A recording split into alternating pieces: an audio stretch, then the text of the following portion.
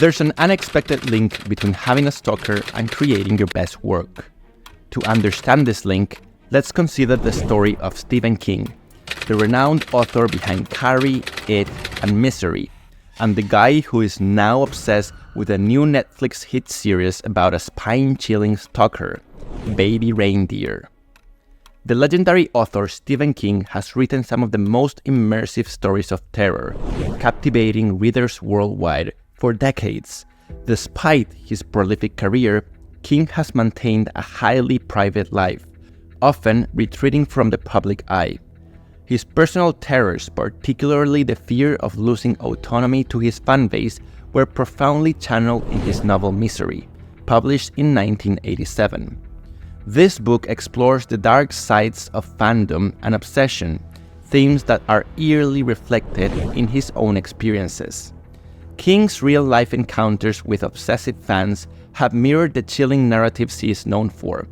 In April 1991, a particularly striking incident occurred when Eric Keane broke into King's home. Armed with a fake bomb, he demanded that King admitted to stealing a plot from his aunt, specifically for his novel Misery. The situation quickly escalated until King's wife, Tabitha, encountered Keane, leading to her fleeing the house and calling the police, illustrating the immediate danger posed by such obsessions.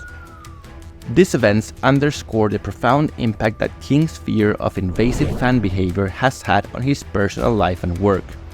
Misery serves as a testament to these fears, where Paul Sheldon, a best-selling author, finds himself at the mercy of his number one fan, Annie Wilkes, whose obsession knows no bounds.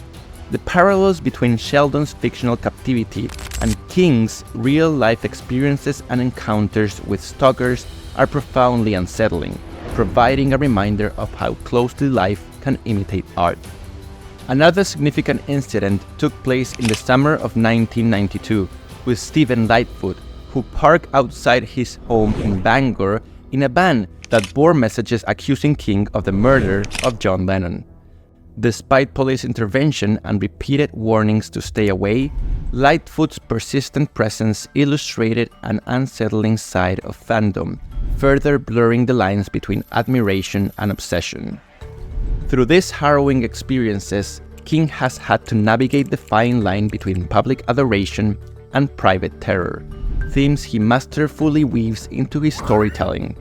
The sense of entrapment, the feeling of being at mercy of an unseen force, and the desperate struggle for escape that King explores in his fiction are not just products of his imagination, but reflections of his reality. In discussing these events publicly, King has not shied away from revealing the psychological impact of being stalked. His candid discussions about these personal invasions offer a window into how real-life horrors can shape and influence the narratives we find in books. The intersection of life and art not only highlights the depths of King's storytelling, but also illuminates the unsettling truth that sometimes the most profound horrors can come not from the mind of a writer, but from the world around him. Fast forward a few decades, and now King's fascination with the Netflix series Baby Reindeer adds another layer to this discussion. The show, which King praised on social media, explores similar themes of stalking and obsession that resonate with his experiences and writings. The legendary horror author is a fan of the series, and it all started with a simple post on social media, where King, in his trademark style, dropped a bombshell. Baby Reindeer. Holy shit. He loved the Netflix Stalker series so much that he has written an essay on it for the Times of London. In this essay, he revealed that he didn't start watching Baby Reindeer right away, but once he tuned in, he couldn't stop. He wrote, "Here, less than 2 minutes into the first episode, we can see what sets Baby Reindeer apart from so many dramas, dramedies, and psychodramas that populate the occasional richness and more common mediocrity of streaming TV. We've been given the essential nature of 2 pivotal characters in less than 2 minutes." What is it about this show that captures King's imagination? And how does it resonate with his own journey of navigating the world of obsession and creativity? If you haven't watched Baby Reindeer, it is a real-life story based on the comedian Richard Gadd's chilling encounter with a stalker he dubbed Martha.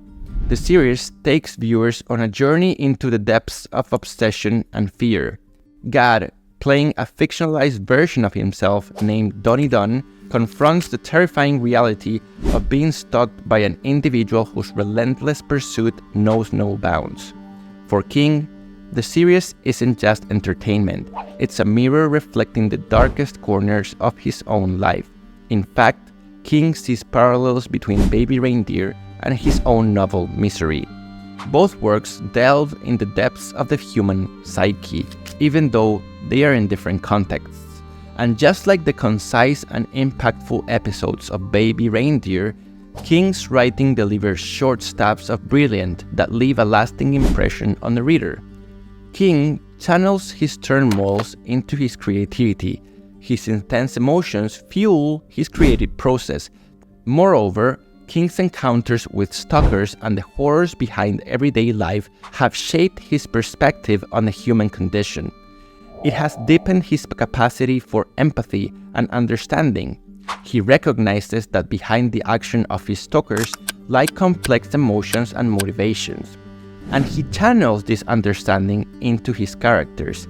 Interestingly, King also stated in his essay that he feels empathy for Donnie as well as Martha. Simply put, King's own struggles and encounters with stalkers contribute to his talent, and it is clear that his experiences have fueled his creativity and allowed him to explore the darkest corners of the human psyche. The original reindeer himself, Richard Gadd, has been candid about his experiences and the healing power of storytelling. He said in an interview, "As I performed the show, I felt like I was exorcising something. It was painful, but it was also healing. Sharing my story allowed me to reclaim my own narrative." At first glance, the idea of being stalked seems antithetical to creativity, evoking feelings of fear, anxiety, and a loss of control. After all, how can one thrive creatively when constantly haunted by the shadowy presence of an unwanted intruder? Psychologists suggest that intense experiences like being stalked can actually fuel creativity in unexpected ways. It is rooted in the concept of adversity breeding innovation, where individuals harness their struggles as sources of inspiration. This phenomenon is supported by studies conducted by Dr. James Pennebaker, as detailed in his book, Writing to Heal. Pennebaker found that writing about emotional upheavals can significantly improve psychological health, offering creative outlet and helping individuals process trauma more effectively. But how does this work in practice? Well, consider the psychological mechanisms at play. When faced with a threat, our brains kick into high gear. They activate the fight or flight response. In the case of stalking, this heightened state of arousal can lead to increased alertness, hypervigilance, and a sharpened focus on survival.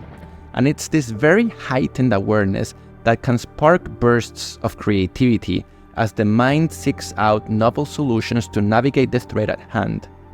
The emotional intensity of being stalked can tap into deeper reservoirs of emotion, which can unlock a wellspring of creativity buried within. From fear and anxiety to anger and defiance, these powerful emotions serve as raw material for artistic expression, which fuels the creation of works that resonate with authenticity and depth. Like it was for Paul from Misery and Donnie from Baby Reindeer, the experiences of being stalked can fundamentally alter your perspective on life, death, and everything in between. It can prompt existential questions and a re-evaluation of priorities. Moreover, the experience of being stalked can deepen one's capacity for empathy, and through this lens, creators can breathe life into the stories of both the victim and the perpetrator. By channeling their deepest fears and pains into their work, Artists like Stephen King turn their darkest moments into their most brilliant flashes of creativity. By pouring our hearts into our creations, we reclaim agency over our narratives. We turn pain into power. It's here when creativity becomes a lifeline. By creating things that resonate with others, we bridge gaps between isolated experiences and with each other. In the end, creativity proves boundless, flourishing not in spite of darkness, but because of it. It is in our deepest struggles that we often find our truest voices and our most enduring stories. We all have darkness within us. Perhaps it's time to reach into those dark corners, embrace them, go out there and make something. And it's not just extreme experiences that can fuel creative brilliance. Here's another video that explores the surprising link between boredom and creativity.